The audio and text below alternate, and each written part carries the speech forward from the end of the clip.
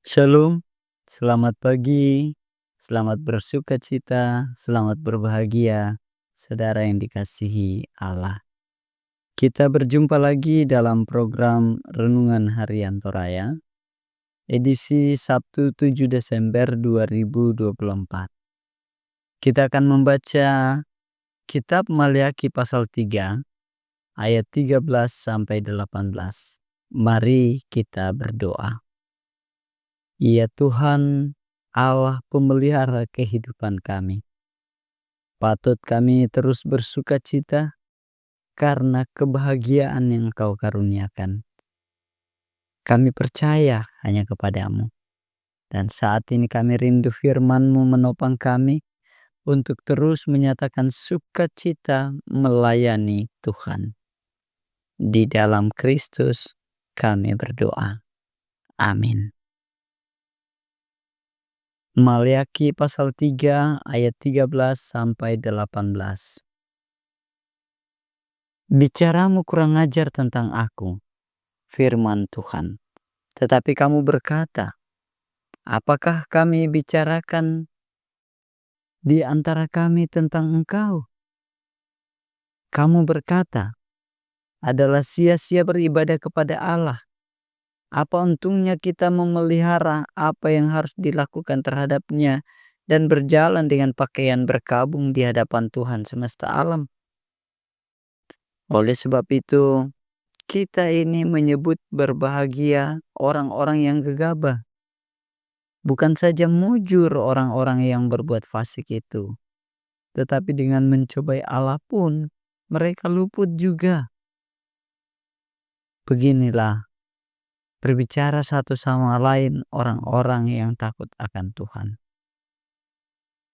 Tuhan memperhatikan dan mendengarnya. Sebuah kitab peringatan ditulis di hadapannya bagi orang-orang yang takut akan Tuhan dan bagi orang-orang yang menghormati namanya. Mereka akan menjadi milik kesayanganku sendiri, firman Tuhan semesta alam, pada hari yang kusiapkan. Aku akan mengasihani mereka sama seperti seseorang menyayangi anaknya yang melayani dia. Maka kamu akan melihat kembali perbedaan antara orang benar dan orang fasik, antara orang yang beribadah kepada Allah dan orang yang tidak beribadah kepadanya. Amin. Tema hari ini, sukacita melayani Tuhan. Sende umpenombai puang. Ada orang Israel yang menganggap sia-sia beribadah kepada Tuhan. Mereka mengkritik Tuhan karena merasa tidak untung jika beribadah kepadanya. Dan Tuhan berkata, kata-katamu sangat kasar terhadap aku. Mereka sangat menginginkan keuntungan langsung. Mereka berpikir bahwa melayani Tuhan dapat menghasilkan kekayaan secara langsung. Itulah orientasi pelayanan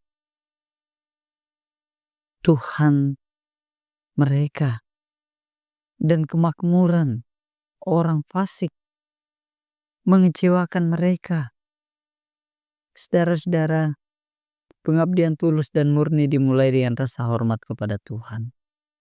Bandingkanlah kelompok-kelompok yang disebutkan dalam ayat 16-18 dengan kelompok yang disebutkan dalam ayat 13-15. Kelompok pertama, seperti kita lihat dalam ayat 13-15, mengkritik Tuhan. Sementara kelompok kedua, seperti dalam ayat 16-18, memuji namanya. Kelompok pertama berujar kasar kepada Tuhan, sedangkan yang kedua mengucapkan kata yang membesarkan hati tentang Tuhan. Kelompok kedua tidak frustasi dengan harapan yang tidak terpenuhi, tetapi sebaliknya mereka berpengharapan pada kemuliaan Tuhan. Lalu saudara-saudara, apa motivasi kita melayani Tuhan?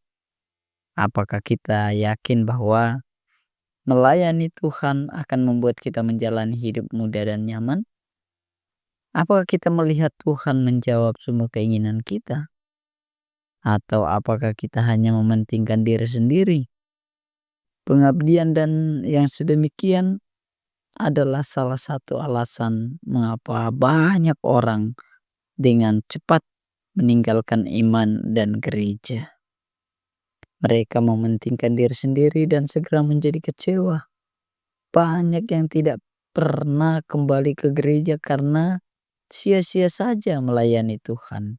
Apa untungnya itu, kata mereka. Saudara-saudara yang kekasih, jika motivasi kita adalah kemuliaan Allah, kita akan hormat kepadanya dan beribadah kepada Tuhan dengan sukacita. Tuhan tidak memanggil pelayan upahan, tetapi memanggil mereka yang disebutnya hamba. Sebagai pelayan Tuhan, kita tidak tawar-menawar pelayanan kita. Sebaliknya, pelayanan itu di bawah otoritas Tuhan dan ialah yang memenuhi segala kebutuhan kehidupan kita. Terpujilah Kristus, teruslah sukacita melayani Tuhan. Amin. Bapa di surga, ajar kami untuk terus beribadah kepadamu, sehingga kami menjadi orang-orang benar dan terus hidup bersukacita melayani Tuhan. Dalam Kristus kami berdoa. Amin.